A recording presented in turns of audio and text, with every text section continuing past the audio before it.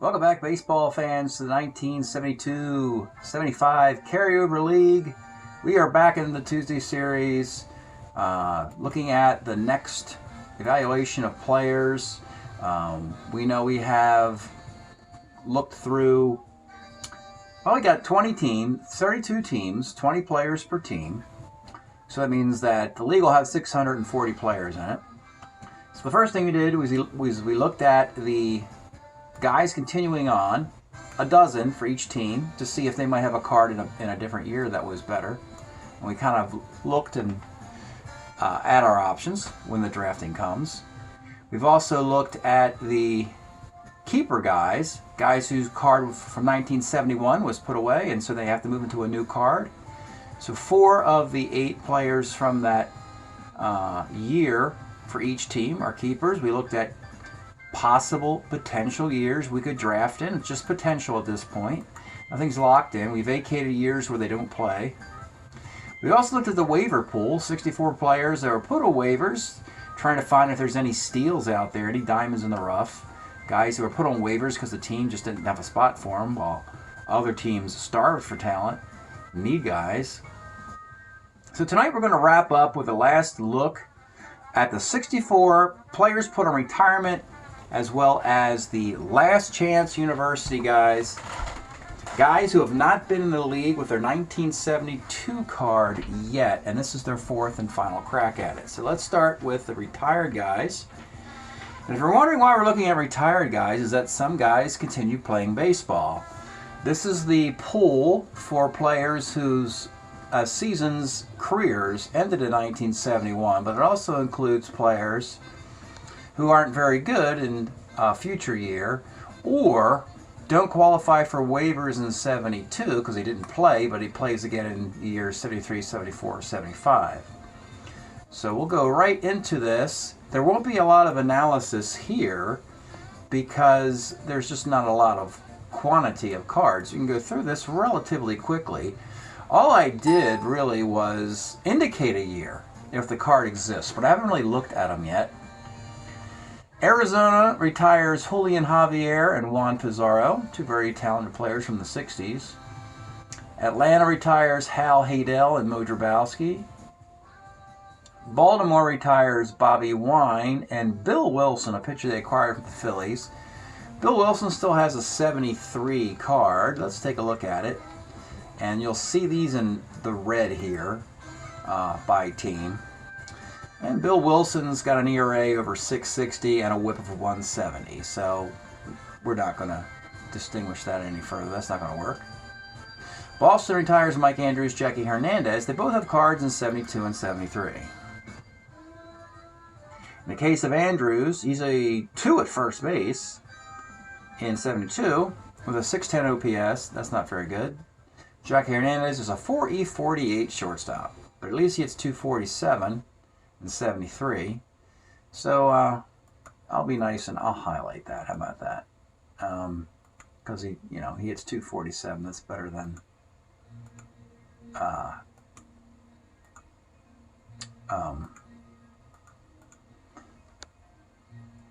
and a 286 on base. The Expos retired Don Clendenon and Gary Sutherland. Clendenon still plays in 72, 3E20, but he's got a 588 OPS. Gary Sutherland, this is a case of a younger player who played in 71, for some reason missed time in baseball in 72, maybe 73, but he comes back in the middle part of the decade with the Tigers. So he goes from the Expos to the Tigers, and he's fairly decent. He's a 3E26 second baseman in 1975, so we'll highlight that for Gary Sutherland. The Angels retire Billy Cohen, Gary Waslewski. The Cubs retire Bob Berta and Ray Newman. If you're wondering if some of these players didn't play for these teams, it's because they were acquired in a deal to be retired when they didn't have anybody. So a lot of waivered players and retired players swap teams. That's why I'm not taking a lot of time with this. The White Sox retired the catcher Tom Egan, but he's got a 72 and a 74. Let's take a look at Egan. He had power and on-base ability in 71. And he could still catch, get a plus arm, but the batting average and OPS aren't there at all. Below 500 OPS. So, and they also retired Maury Wills through a trade. Maury Wills never played for the White Sox. They end up acquiring him in a deal for the purpose of retiring him. Now we can page down to the next group.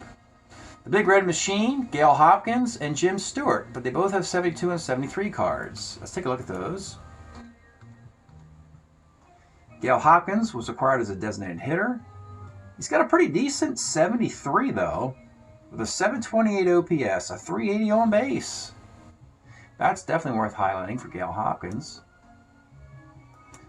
Could be a designated hitter in a platoon moving forward. Jim Stewart was a utility player for the Reds. Could play all over the diamond.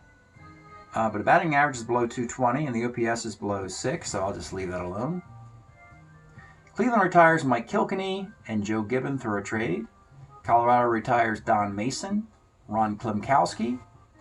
The Tigers getting old like fine wine, but even though these guys go in retirement, they actually still have cards, which is crazy. Gates Brown, the incredible 71 card, sadly, has to be put away for safe storage. It's a shame they lose him, but Gates still has some 72 and 73 performances. And he could be a DH. In either year, his OPS is just under 700. His slugging is just under 370. He's just kind of ordinary, frankly, you know, and he doesn't have defense either. But we'll leave his notes there. Billy Grabarkowitz was a utility player with a great on-base percentage. You know, Grabarkowitz in 74 brings his on-base back up to 339. So I'll highlight that because we always like Grabarkowitz drawing walks. And his versatility in 74, second, third, and short, and the outfield. None of those very good defensively, however. Moving on, the Marlins retire Joe Moeller, Jose Pena. Houston retires Denny LeMaster, a great 69 for them, and John Morris. Kansas City retires uber-talented utility guy Marty Martinez and Rich Hinton. The Dodgers retired Jack Heidemann. They got just as a defensive backup for Bill Russell. He misses some time in baseball and comes back in 74 and 75. Let's take a look at Jack Heidemann. I think he's got one decent batting average year coming up. I think it's in 76, though. Yeah, Heidemann is 247 and 214, and his defense isn't very good either. I'm just going to leave that alone. Jim Rosario was a one-year player. You'll see a lot of one-year players. You might not recognize the name. They just came up out of AAA, had a cup of coffee, Strat-O-Matic made their card. So that's half of their retired list already. So Vegas acquired Bill Mazeroski for the Pirates for the purpose of retiring him, along with Jim Rowland. The Brewers retired Jerry McNertney and Don Shaw. McNertney's got a card. I think it's pretty bad, actually. He's got a 603 on base. Excuse me, 603 OPS. But nothing special there. Then a bunch of retired guys here. Cleo James, Stan Williams for the Twins, Rich McKinney, Roger Hambright for the Mets, Mike Hirschberger, Jack Hite for the Yankees. Ron Taylor, the great Joe Foy. That's a shame that he has to retire. He always had a lot of walks, versatility, fun cards. Joe Foy for the Red Sox and Mets and Oakland in this case. Then we get to Ohio. We got a player here with some time on this sheet. It's Elrod Hendricks and Chuck Hinton. Let's take a look at Elrod Hendricks. Didn't have a 72 card, so they could not put him on waivers. So he had to go into retirement when we know he continues to play. This is what you have to check out here. So you got a left-handed hitting catcher with some power, but it's offensively not very good until 75. He's a -1 arm catcher, 215, 319, 377, 696. That's not bad for a platoon catcher. I'm going to highlight 75 Elrod Hendricks on this list, mostly because there's not a lot of guys to highlight, and at least this guy seems serviceable. get him on the phone, call him up. Hey, Elrod, we couldn't find a catcher in the draft, so we'd like you to come back. Normally in the draft, you get a lot of guys coming back out of retirement. It's usually between 6 and a dozen or so. They're on the retired list. They get a phone call. Hey, we couldn't find anybody else in the draft. We're just looking for a backup catcher, utility infielder, corner outfielder, long reliever. And they call the guy back up. The Phillies, Roy Foster and Lou Krause. Roy Foster has his final year is 72 with the Tribe. Let's take a look at that one. It's a 661 OPS. It's okay. Maybe it looks good in a platoon. I don't know. Lou Krause is a really bad year. It's got a, well, it's not too bad. His 72 was so bad that I did not include it when I drafted my 72 season. I exclude, or I have to write in nameless cards to get to 640. But in this particular case, I had so many right-handed pitchers that I had to remove 5 of them and replace them with left-handed pitchers, and Lou Krause was one of the worst 5. So even though he does have a Strat-O-Matic card in the year of 72, I put a negative there to indicate don't go that way. And but you could go 74 Lou Krause, where he's okay. He's got a 4.19 ERA and a 1.45 WHIP. He could come back after a 2-year hiatus with a 74 card. This is a quick way of identifying this when it comes draft time. I don't have to dig into the 72 box for Lou Krause and see if he has any, flexibility or whatever. Pittsburgh retires Chris Short and Dick Kelly in trades. Short's got a year in 73. 5.13 ERA, 180 WHIP. But the key for any left-handed pitcher on a retired list, you gotta look at the card and see what the split is, because lefties usually figure out a way of getting into the league. It's almost impossible to eliminate a left-handed pitcher unless they don't have a Strat-O-Matic card, which is the case of Dick Kelly. He's shut out here, doesn't have a card in 72 to 75. Portland retires Bob Barton and Billy Conigliaro. Let's check out Barton in 74. It's a 235, 333, 247, 580. He's got some walks as a catcher, but the throwing arm's not there. Billy Conigliaro, is he still with Boston? He's got some good outfield defense. He's a 2 -2 E3 in the outfield, but it's 200, 252, 255, 507. If it's an opportunistic platoon, that good defense could get him into the league. But if he doesn't have any stick, it's just not worth the trouble. Then you have Dave Campbell, the ESPN announcer, and Clay Dalrymple, retired by the Padres. Campbell's got some use in 72 and 73. Let's take a look at that. Campbell, check this out. 2E5 at third base in 1972. Boy. And everybody's like, you got to get that guy in the league. As long as you can, walk into the batter's box with a Louisville Slugger, you should be able to get into the baseball there, Dave. Actually, the numbers aren't that bad either. He's a 240 hitter, 315 on base, 605 OPS. And that's 2E5 defense. I love for that. It's one of the best defenses we've seen in this analysis. Let's highlight Dave Campbell for that stellar defense. Some team will really appreciate defense and go for that sort of thing. The other year, he's hitting 194. Seattle retires Roger Repos and Jerry Devannon. Now, Don Carruthers leads the Giants to go to the Expos in his timeline. Interesting, we had a 71 card. He's horrible in 72, just like Lou Krause was. 2 of the 5 guys' cards that we eliminated. But Carruthers has pretty good 73, 4, and 5. The more years of cards you have, you think you got a better chance of getting into the league. So let's check out Don Carruthers. Got to have one good card for him. Yeah, we got a couple nice ones. Carruthers. Here's a case of a guy whose 72 was so bad that he was like kicked to the curb without realizing. He had some nice cards back here. He's got a 3.30 ERA in 74, .330 ERA in 75 with whips around 1.2, 2.1, 1.26. 5-2 and 5-3 in 60 innings and 101 innings for the Expos. He's only 24 years old. So 73 is not particularly good, but the other two are fine. And I'll highlight both of those years. That'll double his chances of getting the league.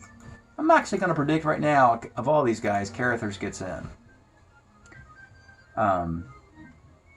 The Giants also sadly had to retire Steve Hamilton, longtime lefty reliever. Had some really cool cards, but he's retired. Cardinals retired Don Hahn, good defensive outfielder, and Jose Ortiz. Hahn still has a 73 and 74 card. Good outfield defense with range, 2 +1 arm E4, then a 3 +1 E5. Now, the second year, with the worst defense, he hits 251, 328, 337, 665. So that year's slightly better. We'll highlight that year. You know, he's got two years here. We'll highlight one.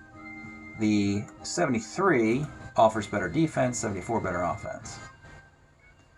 Last four guys here, you got Tony Gonzalez and Mel Queen, former Colorado closer, traded to Texas. Queen's got one more year in 72. And you can understand why Colorado gave up on him as a closer finally. He has a 4.35 ERA in 17 appearances, 31 innings, a 161 whip. Not much to speak of there. Probably will stay in retirement. And lastly, Toronto. The Blue Jays got some good use out of their entire 20-man roster a year ago, and now they have to retire Ivan Morel and Bill Voss. Now, Morel did not have a 72 card, but he has some more baseball left in him. So Morel will probably jump back in the league. In 73, first base and outfielder. Same in 74. 3 in the outfield. He hits 229, 248. He's got 429 slugging in 73. 664 OPS in 73, 589 in 74. I think he has an opportunistic split. That's all you're looking for at that point with those stats. Can you give me versus lefties or versus righties? We'll just leave those numbers alone for Morel since we don't know what the splits are by doing this analysis. We'll have to put our eyeballs on that card, on those cards. Bill Voss is retired. So that is a look at the retired list. And now if I look at the quantity of players I've highlighted, I've got 3, 4, 5, 6, 7, 8. Well, like I said, between 6 and a dozen players will probably get a call to get back into the league. It's like, you know, you bring the girl to the dance and you think, you know, you let her go. You think you're going to find a better dance partner, and you turn out, you call her back up and say, hey, sorry, honey, you feel like coming back out, and see what she says. Anyway, yeah, we got about 6 to a dozen guys to come out of retirement. So we can pause that portion of the analysis. We're going to bring this up now to a full screen. And as we've gotten through to alphabetical team Toronto, the last of the baseball teams, and we're looking at the number of rows of data we've looked at in one of these categories, it's 1,794 records indicated there of a possible 2,560 as indicated here. We know that the nameless cards, which are this pinkish color, do not get drafted. These are cards that were handwritten into the leagues in individual league drafts as placeholders. So they're not even part of the draft process. And of course, we have all the other guys in these rows that have been free agents. And our focus tonight is Last Chance University. The last time these 1972 guards can get played, they're either going to get drafted. They've been looked at in every draft in the last 3 years. And every time we've looked at them, we keep looking closer and closer, looking for something positive about it. But, you know, usually it's because they're not very good and they're not going to get any better the more you look at them. So, in any event, what we've done is, starting in this row here, We have them sorted by position offensively, beginning with catchers, moving towards the outfield, which concludes in this row here. So we have these records here. 1833 minus 1794. Got 39 hitters. And pitchers down here in the next group. They're actually sorted by whip. There's a couple decent whips in here. We have 1860 minus 1833. Got 27 pitchers there. 39 hitters, 27 pitchers. Some of these guys are going to have to get into the league because we're going to run out of guys. So this is why I've said that if you're going to have a lousy guy on your team, you're best having him in year one, which is 1972 in this case. Because that means it's a one-year contract and it's like a Band-Aid, and you can rip that Band-Aid off at the end of the year and let that guy go away. So let's kind of take a little peek at these guys and see if they see some of the player names and see if any of these players ring a bell or if any statistical numbers pop up. We got a group of catchers. We have Jerry Moses, who was once in the league. This is how you can end up here. You're in the league, then your card expires. I'm going to guess that in the case of Jerry Moses, it might have been 1970. So let's say Jerry Moses' 70 card was in the league, then he missed last year. He ends up in this pool, and now he got to pick it up in 72, and Jerry Moses is down at 220 hitter. Larry Howard was an all-star with a 70 card with Arizona. Now he's down to being a 223 hitter. Ken Rudolph has not been in the league, nor Paul Jada. Mike Ryan, known for his defense, was in the league once. Skip Yutzy, he's never been in. Jeff Torberg was in the league once. Terry Humphrey still hasn't gotten in the league yet, nor Bill Fahey. Pat Corellis may have been in the league once, and John Felsky has never been in the league. Of all those catchers, I'd probably look at throwing arms, zeros, plus ones, zeros. Hey, Terry Humphrey. Terry Humphrey's got a -1 arm. 186 hitter. Maybe he's got a good platoon. Maybe he'll get into the league. Next group, we'll just go through a couple first basemen. Larry Bittner, Jim Beauchamp. Beauchamp was in a league a few years ago for us. 242 for Beauchamp, 657. Bittner, 259, 648. Infielders here, second baseman. Winston Lennis, Bobby Fenwick, Larry Brown, Bobby Knoop. We know Knoop is usually good defensively. He's a 2E24 at second base.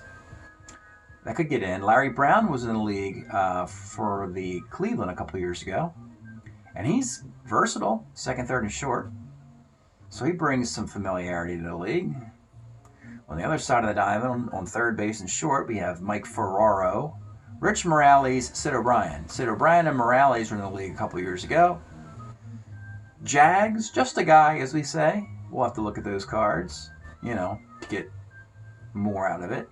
I mean, it could come down to a guy who's an A bunter or a B hit runner, or draw some walks, or can play second, third, short, and maybe catcher, or second, third, short, and center field, or some sort of utilitarian role.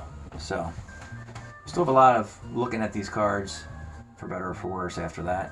Shortstops are always desired because very few of them are good defensively. Luis Alvarado, Jim Mason, Mick Kelleher, Hector Torres, Bobby Floyd, Ed Crosby. Couple left-handed shortstops in there.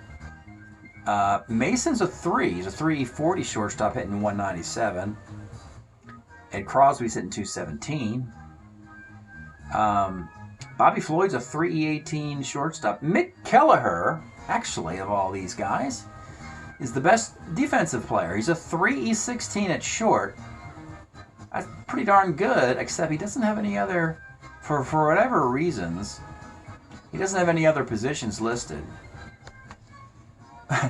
Though if a team really wanted to get him into the league, I'd probably be nice and say, you know what, if you want to play Mick Kelleher at third and second base because the guy gets hurt, you're more than welcome to. I don't have a problem with it. The guy's hitting 159 with a 454 OPS. And then the next group, we're going to start getting into the outfield here. Some familiar names: Clyde Mayshore, Steve Bry, Oscar Brown, Tommy Reynolds, Charlie Manuel, Gene Heiser. Ooh, oh yeah. I mean, the retired list looks better than this, folks. So guys who are past their prime look better than guys who haven't been in the league. And yeah, that's why I say these one-year players, you know, it won't hurt you that over the long haul. We got some center fielders here: Jerry Morales and George Roque. And now they both throw good defense in center. 3-2E8 and 3-1E7. And Jerry Morales hits .239 with a .665 OPS. So that's not bad at all. Hope for a platoon spot for Morales, possibly. Right fielders.